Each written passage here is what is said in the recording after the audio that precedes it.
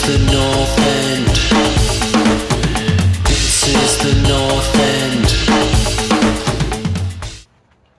Hey guys, JP, California, coming to you guys. Well, again, bright, sunny, Southern California day. You guys can even see it in the glass behind me. It is beautiful out. Slight clouds. It's been raining here for the better part of the last 5 days. And it is just a beautiful day where it's finally let up.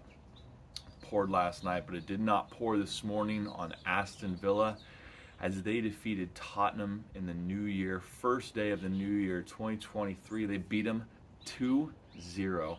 And it was a pretty stellar performance, if not over the top and dominating, but a really great defensive display from Aston Villa. So let's get started with the 5 things we learned about Aston Villa. If you guys like this video, make sure you like and subscribe to the North End YouTube channel and give us some comments. Let's get started. Number 1, new year, new you. Aston Villa started the new year with a bang and another win. That is a huge statement for us to start what is going to be a really good period for Aston Villa over January, with 3 definitely winnable games coming up and finishing what was a really tough run in their last 4 games where they had Brighton, Liverpool, United, and Tottenham. It was really nice that Villa not only got the first goal of the EPL season in 2023, but they also got the first win of the new year and just started the new year off on the right foot. Villa are not great at these type of games, right? The New Year game or the Boxing Day game or the first game of the season or the last game of the season. Villa are not great on those days usually. But today they were really good, and it was great to see. Number 2, adapting Watkins. Ollie Watkins has come in for a lot of stick over the last few weeks when it comes to his missed opportunities, and he had another really good opportunity today that he kind of fluffed and hit wide of the goal. But again, he works hard for the cause, pressing constantly, and got the ball for our first goal and laid it off to Emi Buendia. And then for the second goal, he hustled and pressed one of Tottenham players, dispossessed them, laid it off, and that resulted in the goal. Now, Ollie Watkins is not the best finisher. I'm never going to say he is. But he's a top work ethic. And for me, knowing he's gotten a goal or an assist every game since Unai Emery has come in says a lot about him adapting his game to be an all-around forward to help the team. He's not a 20-goal-a-season striker. And Villa fans need to wake up. We might never, ever have that guy. That's very few guys every season in the EPL. 2, 3, maybe 4 players in the whole EPL get 20 goals a season. If he's getting around the 12 to 15 goal mark, that's a solid win. And he might not hit those heights this year, but if he gets 8 assists and 8 goals, that's a pretty good number for a striker. So Ollie Watkins is adapting well under Unai Emery. Number 3. A star is being born. Boubacar Kamara is destroying the midfield. He played great against Liverpool, and he played amazing today against Tottenham. So much so that these stats I can't memorize. I have to look. Boubacar Kamara had an 83% accuracy today. He had over 60 touches on the ball. He had 1 key pass. He had 8 ground duels won. He had 1 aerial duel won. He had 3 interceptions, 3 tackles, and 1 shot blocked. He was the key linchpin, the solid rock in the midfield. He let Douglas Luiz do all the zipping and the run and the busy bee work in the middle of the field while he just solidified everything. Villa fans were crying out for a center defensive mid for almost a decade now. And we finally got him on a free from France, and he is just amazing. He is going to be pushing for the French team here very quickly. And I can't wait to see what he does throughout his next 2 or 3 years. And if I'm not mistaken, we signed him for a 5-year contract. So unless someone's going to pay us big money for him, we got him for a long time. And he is shining for Villa. Number 4, defensive shape. We saw this against Man U. We saw it against Brighton, and we saw it again today. Villa are not afraid to turtle in and just soak up pressure for a little bit.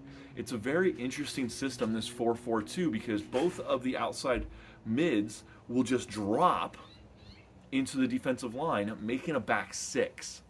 Then what you have is two center mids and two forwards who tuck in, making a block four, a square four, in front of a back six. So they can't play into the middle and go through them, and they can't really even get around them either. What it does is it gives the offense, the people on the ball, the opponents, time on the ball, but in very, like, kind of just open spaces out on the outside wides and depth.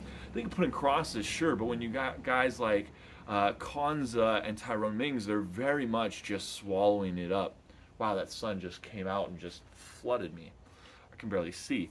So this defensive shape has been great for Villa.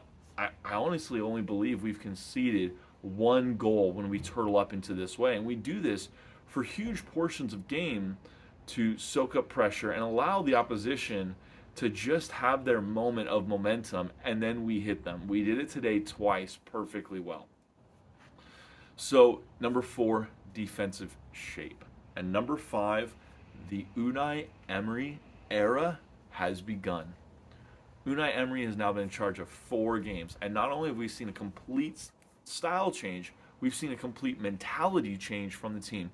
We are now 3 wins out of 4, 9 points out of teams Tottenham, Brighton, and Man U. 3 teams who were all above Villa when we played them. Okay, the only team we've lost to is Liverpool, and we still played well and had great opportunities.